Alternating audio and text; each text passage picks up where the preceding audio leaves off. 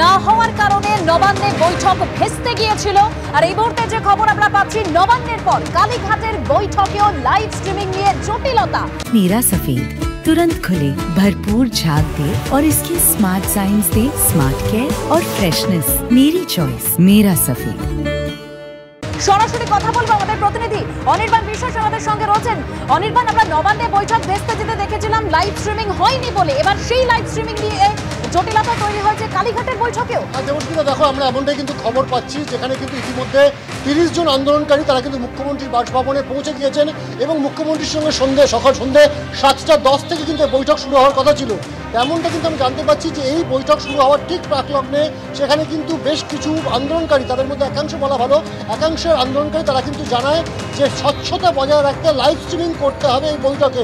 যা নিয়ে কিন্তু একটা সাময়িক জটিলতা তৈরি হয়েছে এখনো পর্যন্ত আমরা যে জানতে পারছি।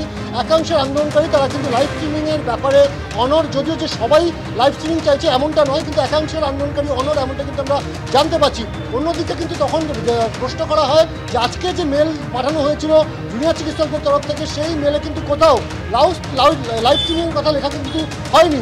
স্বাভাবিকভাবে সরকারের তরফ থেকেও কিন্তু লাইভ স্ট্রিমিংয়ের বিষয়টি নিয়ে কোনো উচ্চবাচ্য করা হয়নি। স্বাভাবিকভাবে এখন যে দাবি তোলা হচ্ছে সেই দাবি কতটা যুক্তিযুক্ত সেটা নিয়ে কিন্তু প্রশ্ন উঠতে শুরু করেছে।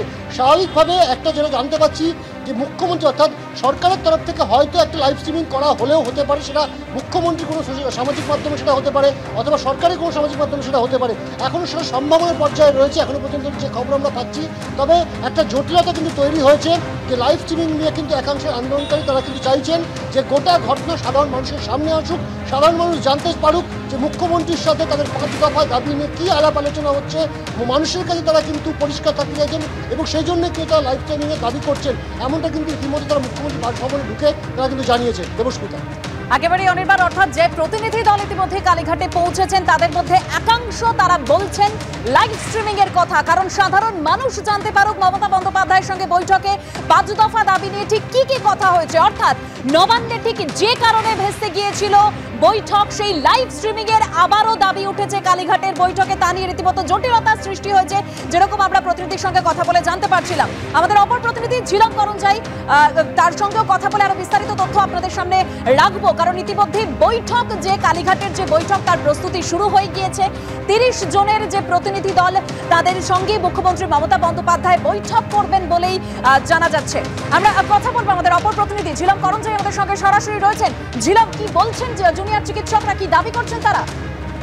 দেখো, জুনিয়র চিকিৎসকরা যারা এসেছিলেন তারা প্রত্যেকেই একটা পরিচ্ছন্নভাবে এইটাকে ট্রান্সমিশন করা হবে সেই আশা রেখেই এসেছিলেন, তেমনটাই বলেছিলেন। এবং তাদের পক্ষ থেকে যে লাইভ স্ট্রিমিংয়ের দাবি করা হচ্ছে, পাশাপাশি আরও একটি বিষয় যেটা বলা হচ্ছে তাদের পক্ষ থেকে রেকর্ডিং করা যায়, এরকম একটি দাবি তাদের আছে। তবে সেই মিলিয়েই যে প্রশাসনের পক্ষ থেকে যেটা বলা হচ্ছে যে তারা রেকর্ডিং করবেন এবং সেই রেকর্ডিং থাকবে, এবং এই বিষয় নিয়ে এখন জটিলতা দেখা দিয়েছে।